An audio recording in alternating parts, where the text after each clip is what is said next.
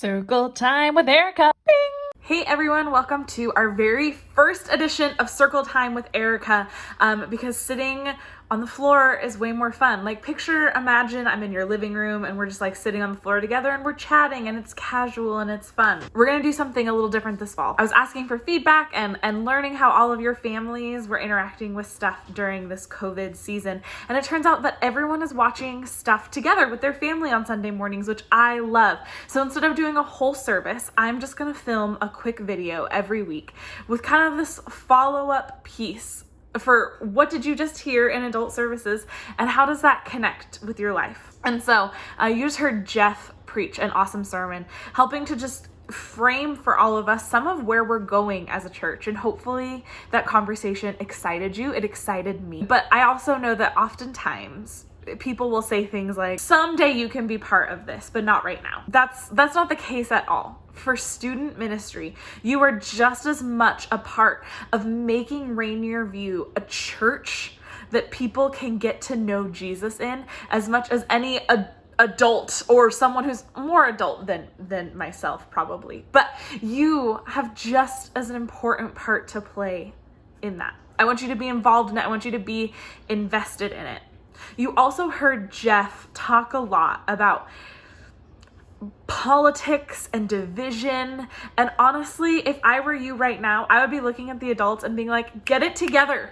You're really messing this up for us. It can be really frustrating to be young in a season like this, to watch the world sometimes literally on fire around you and sometimes metaphorically on fire around you. But there's something that I learned a long time ago that has influenced so much of my decision making that I want to share with you today. In these moments that feel really tough and you're not really sure where to go or what to do next. So there is a book in the Bible called Jeremiah, and Jeremiah was a prophet.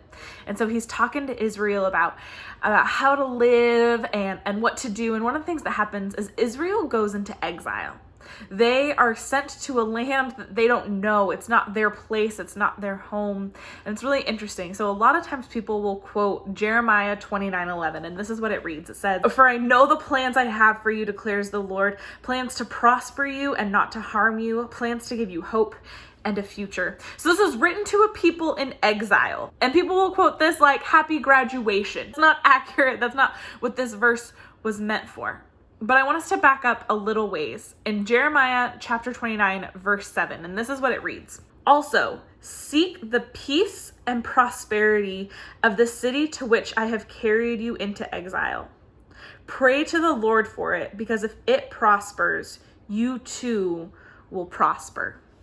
This idea has impacted so much of how I make my decisions. Why do I go the places I go? Does it help to seek the peace and prosperity of the city or not? Why do I shop where I shop? Where do I put my money? Does it help seek the peace and prosperity of those around me? How do I live my life? Do I litter or do I not? Sometimes there's small little decisions and sometimes they're huge decisions. But you have a part to play in seeking the peace and prosperity of where you are right now. At Rainier View, we want to be part of helping every neighborhood in Pierce County be engaged by believers and transformed by Jesus. You have a part to play in that, and one of the key ways that we can do that is to seek the peace and prosperity of the city that we are in. And so that oftentimes means that you make decisions that aren't just for your own good, but it's for the good of everybody. Maybe it means that you spend a little bit more money, but you're supporting a local business. Maybe it means that it takes you a little longer to get somewhere, but you actually follow the speed limit when you're driving. Crazy, I know. Maybe it means that it takes you a little bit longer to do your homework, but you know that you are doing it with integrity, or it takes you a little longer to finish a project because you're helping out someone else with their project. It can be really tricky to figure out what that looks like, but oftentimes our decision making is just about what will serve me best, what will be the best for me.